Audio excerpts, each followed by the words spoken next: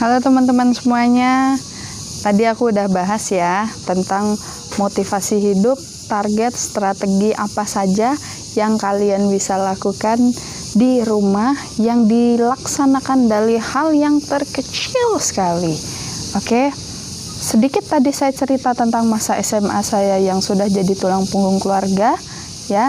Ini saya akan bahas lagi lebih rinci dan agak sedikit singkat ya. Jadi gini, ketika SMP orang tua saya bercerai, tepatnya 2002-2003 itu saya sudah pindah ke Jogja.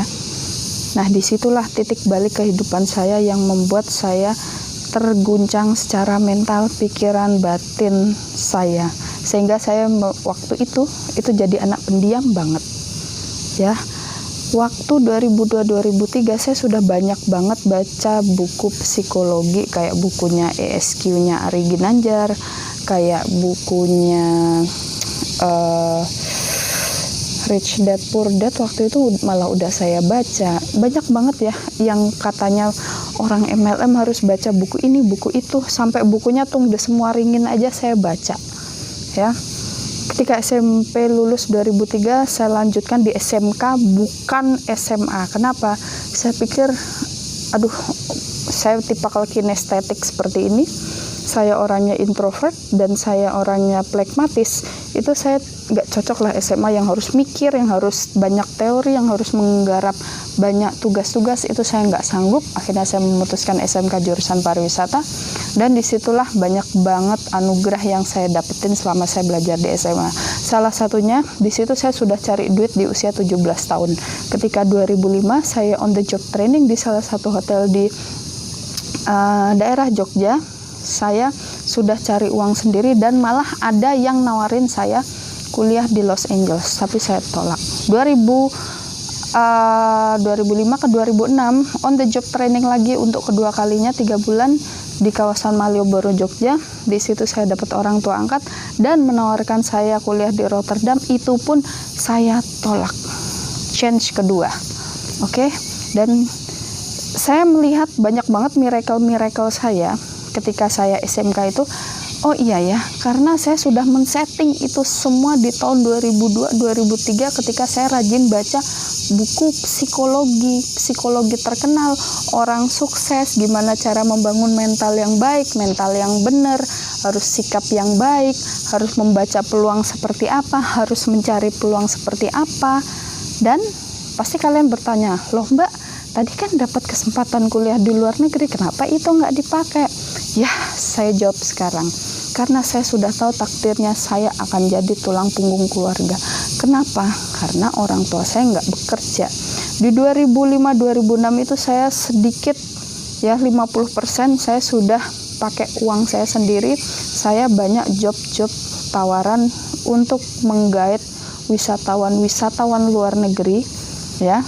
Itu pada waktu SMK kelas 2, kelas 3. Saya lupa tepatnya waktu itu. Seingat saya 2005-2006. Ya. Dan ketika 2006 boom lulus ya. Nggak lama waktu itu gempa di Jogja, saya sudah punya pekerjaan, sudah menafkahi 4-5 orang, saya lupa ya 4 atau 5 orang waktu itu saya sudah menafkahi. Dan sampai sekarang, sampai akhirnya di tahun 2016-2017 ketemulah guru saya yang mengajarkan saya tentang YouTube. Di situ saya ingin lebih banyak sharing, berbagi tentang kesehatan yang sudah saya pelajari lama banget, dari ilmu psikologi, ilmu kesehatan, semua keilmuan tentang physical healthy, mental healthy, ya, body healthy, itu semua sudah saya pelajari di sebelum 2016 sampai sekarang, ya. Ketika 2018 saya menikah, di 2017 itu saya sudah punya 2 pekerjaan. 2018 saya menikah, saya hamil dan punya anak. Saya hanya bisa menjalankan 1 pekerjaan dan itu di rumah saja, ya. Oke. Singkat cerita adalah saya perempuan masih menafkahi 5-6 orang anggota keluarga dan itu masih berlanjut sampai saya menikah. Dan yang jadi pertanyaan, loh kenapa suami tidak membantu? Loh kenapa anggota keluarga lain tidak belajar growing up?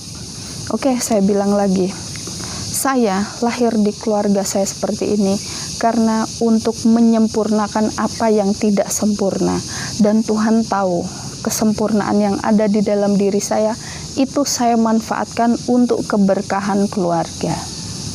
Sedikit paham ya cerita saya? Artinya apa? Oke, mental bagus, mental yang baik, mental yang benar, mental yang terarah itu harus kalian bangun dari sekarang, dari hal kecil, dari hal yang sepele ya.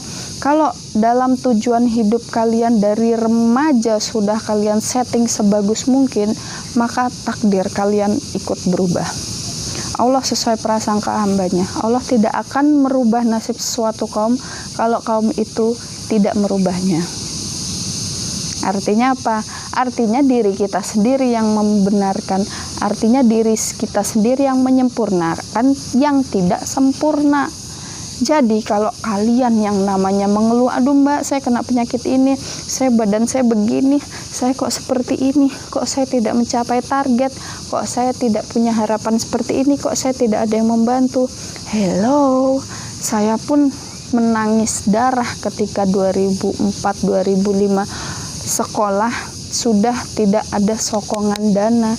Saya push lewat kreativitas saya, punya uang itu dari sambilan kerja jadi guide.